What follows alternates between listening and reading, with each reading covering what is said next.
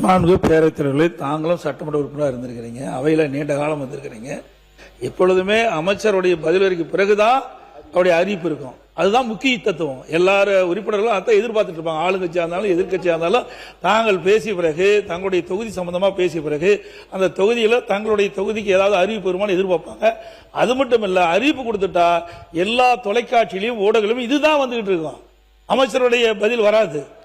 ஆகவே ஏற்கனவே இருப்பதை போல புதிய அறிவிப்பின் நோக்கமே அறிவிப்பு கொடுத்தா சரியா இருக்கும். இல்ல புதிய அறிவிப்பின் நோக்கமே அரசனுடைய புதிய திட்டங்கள் என்ன, ஏற்கனவே இந்த திட்டங்களுடைய ஒட்டி அப்படி எடுத்து நடவடிக்கை என்ன என்பதை பற்றி அறிவிப்புகள் தான் வருகிறது. இல்ல இருங்க, அதாவது நோக்கம் என்ன என்றால் அரசு எடுத்திருக்கிற நடவடிக்கையுடைய முத்தாய்ப்பு. இல்ல உட்காருங்க உட்காருங்க உட்காருங்க உட்கார் அவர் தான் பேசுறாரு, நீங்க உட்காருங்க. இல்ல அரசினுடைய முத்தாய்ப்பான திட்டங்களை மக்களுக்கு கொண்டு சேர்ப்பதுதான் இந்த அறிவிப்புகளே இருக்கிறது. அந்த அறிவிப்புகளை உட்காருங்க உட்காருங்க உட்காருங்க உட்காருங்க உட்காருங்க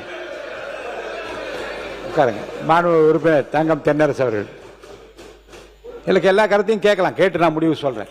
பேரவைத் தலைவர் நீங்க ஒரு கருத்தை சொல்லுவீர்கள். நான் ஒரு பொதுவாக ஒன்று சொல்றேன். இப்போ ஒரு திரைப்படத்துக்கே போறோம்னு வச்சுக்கோங்க, இந்த திரைப்படத்தில் கிளைமேக்ஸ்ன்றது கடைசியாக தான் இருக்கும்.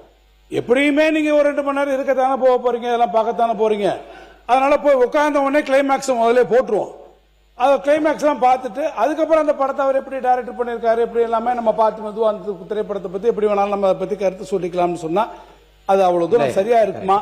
எனவே என்னுடைய கருத்து என்னன்னா, கிளைமேக்ஸே பார்க்காம மக்கள் போய் கவலையில் நான் சொன்னேன். இல்ல கிளைமேக்ஸ் யாருமே பார்க்க மாட்டாங்க. கிளைமேக்ஸ் நிச்சயமா பார்ப்போம்.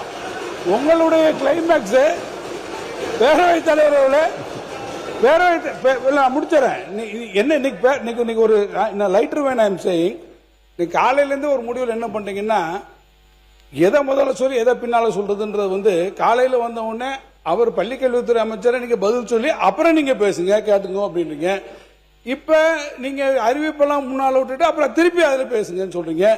பேரவைத் தலைவர் தூங்கிட்டும் படுத்துக்கிட்டும் பொத்திக்கிட்டும் படுத்துக்கலான்ற ஒரு முடிவுக்கு பேரவைத் தலைவர் விட்டீர்களா என்பதை நான் அறிய விரும்புகிறேன்.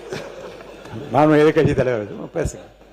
பேரவைத் தலைவர்களே, நம்முடைய முன்னாள் அமைச்சர் சட்டமன்ற உறுப்பினர் தங்கம் தென்னரசு சொன்னது போல, நீங்க தியேட்டருக்கு போனோடனே கிளைமேக்ஸை போட்டுட்டீங்க, அதுக்கப்புறம் வேணுங்கிறவங்க இருந்து பாருங்க அப்படின்னு அவர் சொன்னார். நீங்க சொன்னீங்க மக்கள் கிளைமேக்ஸ் என்னன்னு தெரியாம போயிடுவாங்களோ அப்படின்னு. படம் நல்லா இருந்தா மக்கள் உண்மையா இருந்து தியேட்டர்ல கிளைமேக்ஸ் வரைக்கும் பார்ப்பாங்க. நீங்க சொல்றதை பார்த்தா இந்த படம் எப்படியும் ஓடாது, இந்த படம் நல்லா இருக்காது, அதனால முதல்ல கிளைமேக்ஸை போட்டுருவோம் அப்படின்னு சொல்ற மாதிரி இருக்கு.